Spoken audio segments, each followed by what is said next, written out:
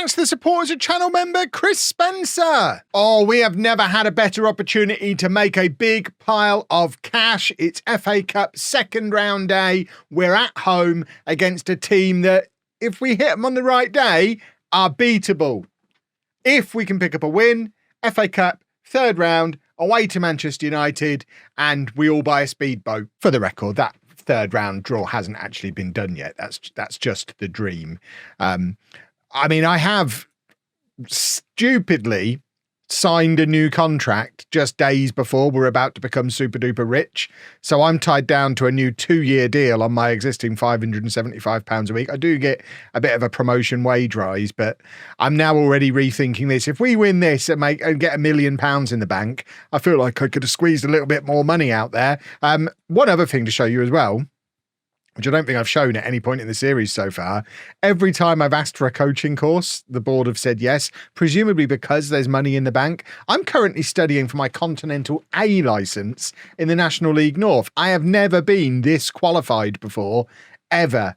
So when it does come time to leave Bedford, you would think with a Continental A licence and hopefully a promotion under my belt, I could make quite the leap. We're going straight to the Championship, I've decided. Nothing less than that. I mean, obviously, for clarity, rules of the game, we could end up staying in this league if the money is right, because it really does just come down to the money. Form-wise, we have finally lost. It's been a long unbeaten run, but we did finally lose a game against Darlington, who are right up there in the mix for promotion with us. This is what the league table looks like now. 21 games played, so almost at the halfway point of the season. We are top of the league, 41 points, but Spennymoor, who've been top all season, are only 1 point behind and have a game in hand. Darlington, who beat us, have actually fallen off the pace a little bit, despite having 4 wins in a row. They obviously had a little bit of a rough run of form going into it. Last time I checked in on the league table in the last episode, Darlington were up in the top 4 or 5, I think, if I recall. So they've had a rough run of form. Really glad we lost to them. That makes me feel super good. But the team we're playing today, of course, is Cheltenham, who are in League 2. They're mid-table in League 2.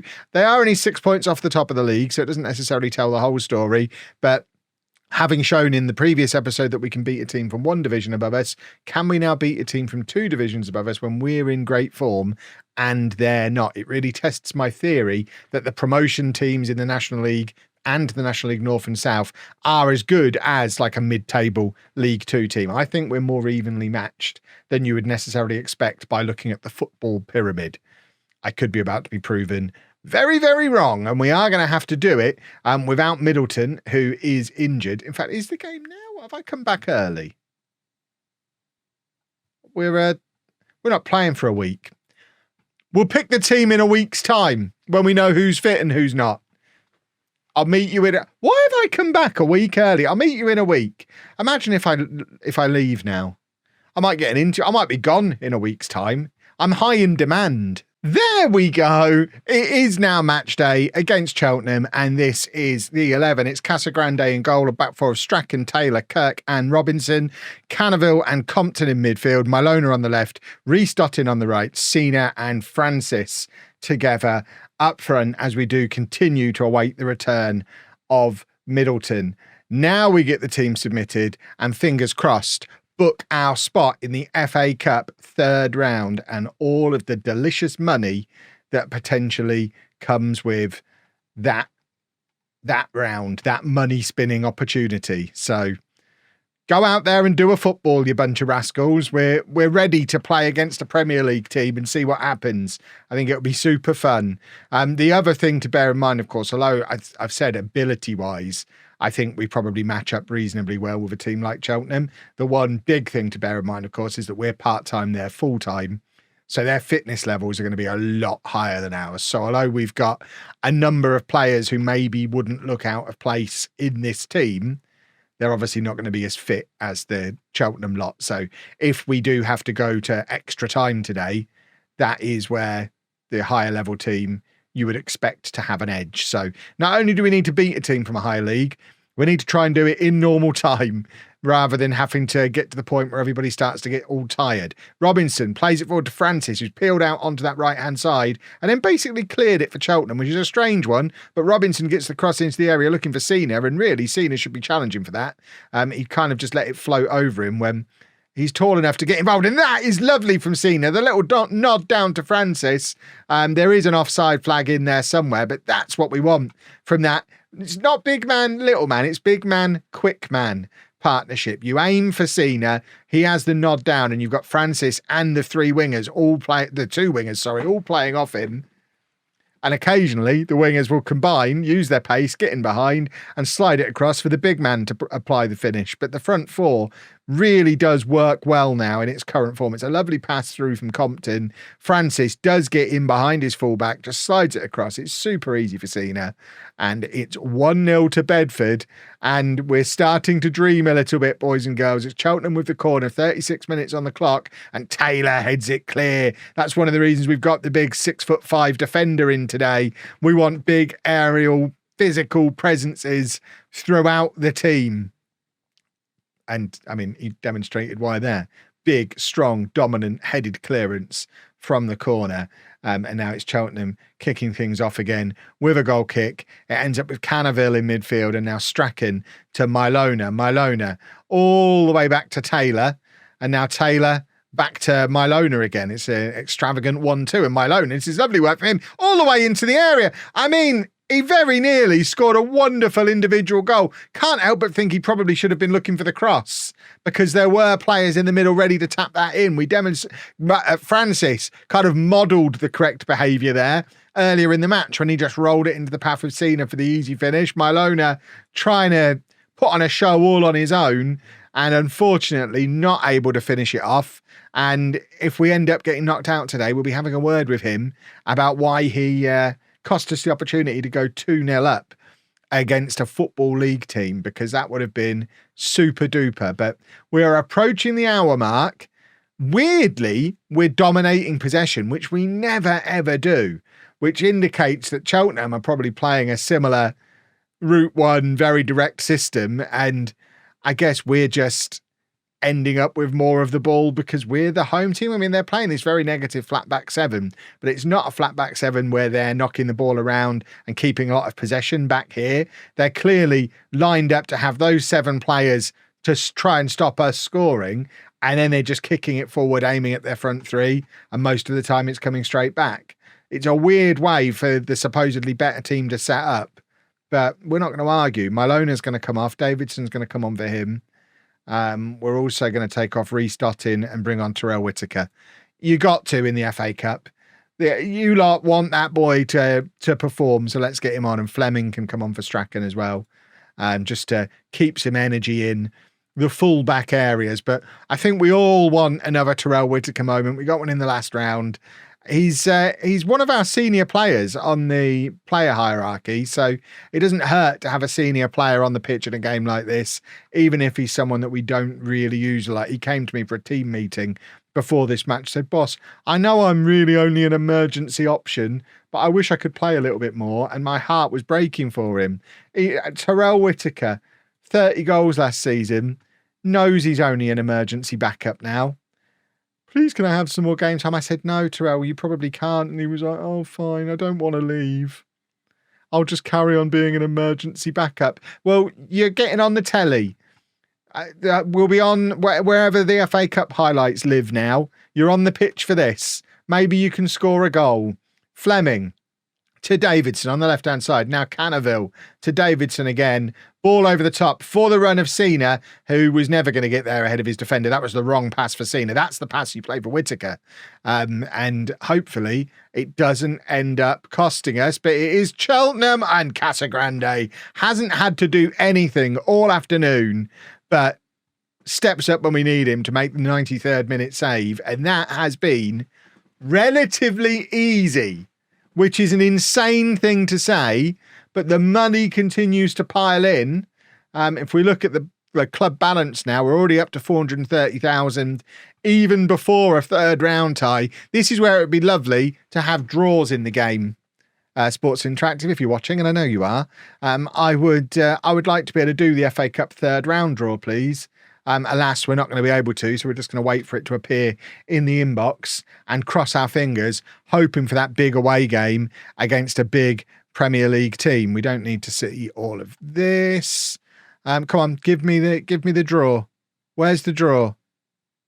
Are we not seeing a draw? When does the draw happen? Who the hell is he? Oh, he's our young player. Yeah, he can. I don't really want to be doing admin while we're waiting for an FA Cup draw. Is it not even here? Oh, come on now. I might have to cut to when the draw actually happens because we don't know when the draw actually happened. Oh, and there is the draw. We've got Sunderland. The question is it home or away? An away game against Sunderland could make us £500,000 plus all on its own. A home tie, utterly worthless. Cross your fingers. Hope that we're away. It's at home. I mean, it's going to be a lovely day out for the locals. It's not going to make us the money we hoped. Obviously, we're going to lose, and there's no chance of playing for a replay. So, unfortunately, we don't get to make all the money, but we do get to have a lovely day out against a Premier League team in Bedford. This is a Premier League team. They've got David De Gea in goal. Well, that is interesting. I guess that's going to be the next episode. Now let's play. I don't know why fixtures doesn't work anymore. We'll pick a league game to play before Sunderland. Sunderland is definitely going to be the next episode. We'll find something fun to play in here in the meantime. Well, we beat Leamington in the league, then got knocked out of the FA Trophy by Rochdale. So the league table, which we can't access from there, things seem less clickable than they usually are. But this is what the league table is looking like going into a game against Brackley, who are down in mid-table. We are top of the league, level on points with Spennymoor. Both of us starting to pull away a little bit. We need to keep the pressure on. So this is the team we're putting out there. And we do have the return of Middleton, who's been injured for quite a long time. He can only play 45 minutes. We're going to give him the 45 minutes and hope that he can be Mr. Fancy Pants goal scorer that he was before his injury. So it's Casagrande in goal, a back four of Strachan, Taylor, Kirk and Robinson, Cannaville and Compton in midfield, Milona on the left, Reece Dottin on the right, and then Middleton and Owen together up front. Owen has been playing very well. He doesn't really score, but he does play well, and Cena needs a rest. Cena has played a lot of football, 29 appearances already, and it's only the middle of December. So Cena getting a rest today with Middleton back. He'll probably come on for him at half-time because more often than not lately, we've played Owen and Cena as Cena's been the quick striker because he's actually got decent pace. But we'll go with this for today. Hopefully it will be enough. We need to make that change at half-time anyway because Middleton isn't up to playing more than 45 minutes. But obviously we want to get him back for the Sunderland game. We want to go into that as full strength as possible. It's snowing in Bedford. What a beautiful place. What a beautiful town. Oh, it's a winter wonderland. I think, did we see it was the 18th of December? It's just before Christmas. Santa's at the match probably. We're having a lovely old time. Let's celebrate with a win because we would like to extend our lead at the top of the table to more than 0 points. We're just there on goal difference at the moment because we do score a lot of goals, even though we spread them around quite a lot amongst all of our attacking players. But we'd like to get a little bit of daylight between us and Spennymoor. It's nice for the two of us to break clear, but we've talked many times about the bottleneck, which is promotion out of this league. They've got 2-on-1 against us here. This isn't ideal. Oh my word, Casagrande, phenomenal goalkeeping from him. Just closing down those angles, forcing the mistake. He is the best goalkeeper in the league, and I won't have anybody tell me differently. That guy doesn't have a number on. None of their players have numbers. That's got to be cheating. How do we verify who they are? Lovely work from Milona defensively, and now Middleton. See, they've left 3 men back. It's the difference. We're 2-on-1 at the other end as well. But Middleton, oh my word, like a prime Thierry Henry, trying to curl that in off of this left-hand side. Unfortunately, can't keep it down below the crossbar. And I've completely forgotten what I was saying before all that kicked off. But Yeah, we would the bottleneck. The bottleneck is a nightmare, and the worst scenario is being one of these two teams that pulls well clear of everybody else, knowing that only one of you is going to go up automatically, and the other one has the relative lottery of going through the playoffs. And I hate the playoffs. And what is going on with these numbers here? Are they red numbers on red shirts, or are they just not bothering with numbers? They don't do them at Brackley, apparently. It's very confusing. It feels like cheating, and I don't care for it. But they are dancing into the area here. It's a good block from Middleton getting all the way back there, and then Milona is fouled. Middleton's put himself about a bit in his first game in a couple of months. Must remember to take him off at half-time. I think we are going to bring on Cena and play him up front with Owen, which is it's a combination I enjoy, having Cena as the more mobile of the two, but still offering that big physical presence, but not insisting that he spends the whole match back to goal, playing everybody in, linking up the play. So we kind of have Owen doing that, and he's very good at it.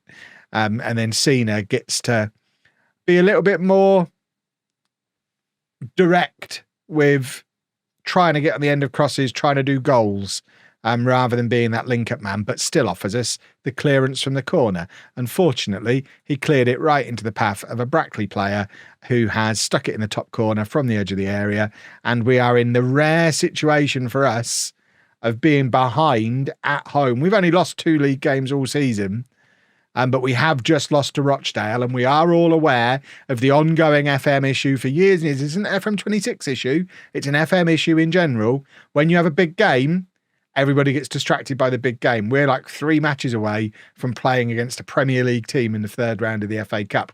The compensation for that is usually the money. We're not going to make the money because it's a home game. So we might have some rough form for the next few matches as the players get distracted by the fact that they've got the biggest game of their careers is coming up in a few matches' time, so they're not going to want to overexert themselves and get injured. But also, they're not doing the focusing on the team in front of you. They're all dreaming about what's going to happen against Sunderland, and it means we're not dealing with the opponents who are in front of us properly. And it's always been a problem with Football Manager, and I'd like it to not be a problem today. Francis and Davidson are both coming on. We're going to go very attacking, because it's not enough for us to just draw. We want to win the match. Brackley are a mid-table team that we should be beating. We're supposed to be in a title race. We've just talked about wanting to put some space between us and Spennymoor. I mean, I guess this is one way to do it. The problem is the space is going to be in the wrong direction, and we're going to start to lag behind them again. And we've done incredibly well to close that 5 or 6 point gap that they had on us previously. That is what I'm talking about with Cena. He has got a little bit of pace, and Owen really needed to provide a better finish there. That was not good. And who have we got on the bench? We've got 15 minutes to go. None of them are super attacking, are they? We've kind of made all our attacking changes. I was thinking of throwing another striker on. We don't have to adjust things massively very often. Right. Well, McLeod can come on for Canterville. That is an attacking change. And then I guess we're just changing one of the fullbacks. Robinson can come off today. Sometimes it would be Strachan. Robinson has had a slightly poorer game today. But we're already very attacking. We've done all the changes we've made. We've been the better team, which is frustrating. But it does look like Brackley will have done us with a shot from a set piece, which is even more upsetting. So we're supposed to be the set piece team. Oh, I think it's going to be an annoying couple of matches before Sunderland happens. But the good thing for you is you don't have to see them, because the next thing you see is Sunderland, which will probably have a lead in of me moaning about our run of form leading into it. But we are only a few matches away now from playing Sunderland in the FA Cup, which will obviously be tomorrow's episode. And then, because we've already been knocked out of the FA Trophy, deliberately, obviously, we can then focus fully in on winning this league, which, there you go, we've generated the space. Mission accomplished, I guess. If you've enjoyed that, please make sure you leave a nice big thumbs up on there for me. Subscribe to the channel for daily Football Manager videos. And thank you very much for watching.